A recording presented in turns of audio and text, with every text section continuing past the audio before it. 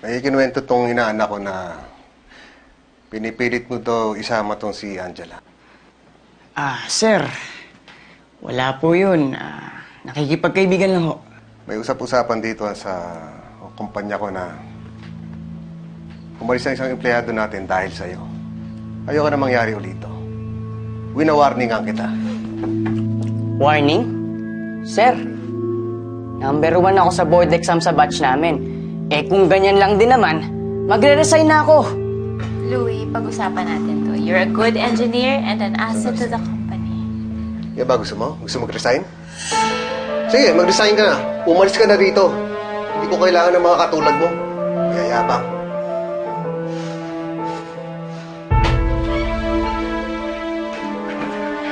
Kita mo yan? Angela, you're safe here. Wala namang gugulo sa'yo. Salamat po. Maninong, lalabas ko po muna si Angela.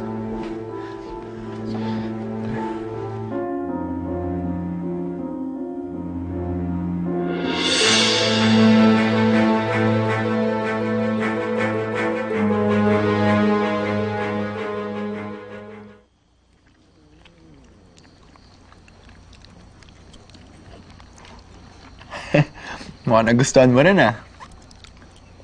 Alam mo, favorite ko to. Favorite namin ni Claire. Masarap. Favorite na din ni Angela.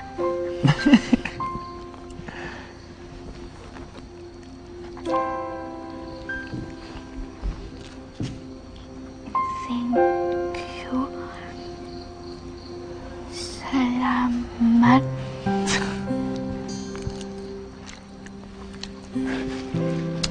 You're welcome.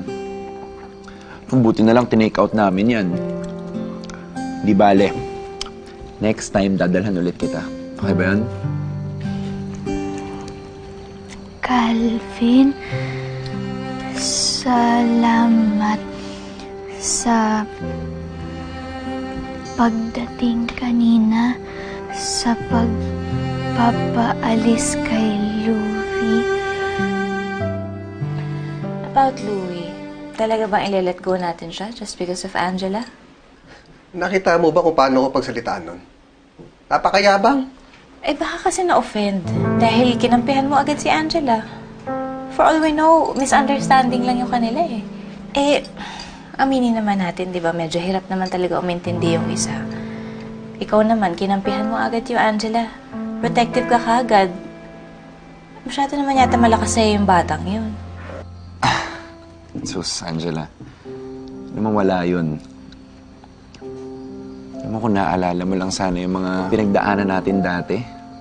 Nakawalang-wala yung kanina.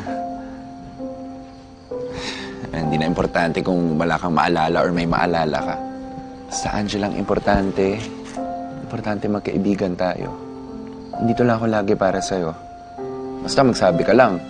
Sabihin mo lang kahit anong kailangan mo, ha? Pinagtiwala sa akin ni Francis yun. Ayoko naman magkaroon siya ng bad experience dito.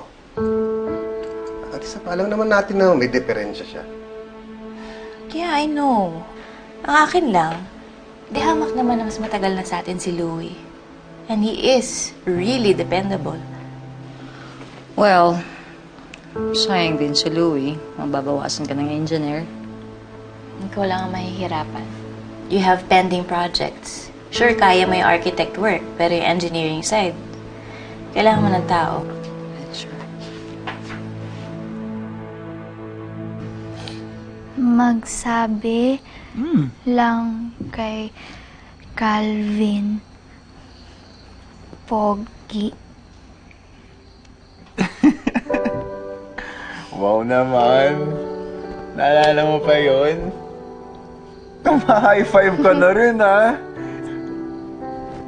Uy, marunong ka na talaga. Sige na, Angela. Kainin mo na yan. Baka lumamig.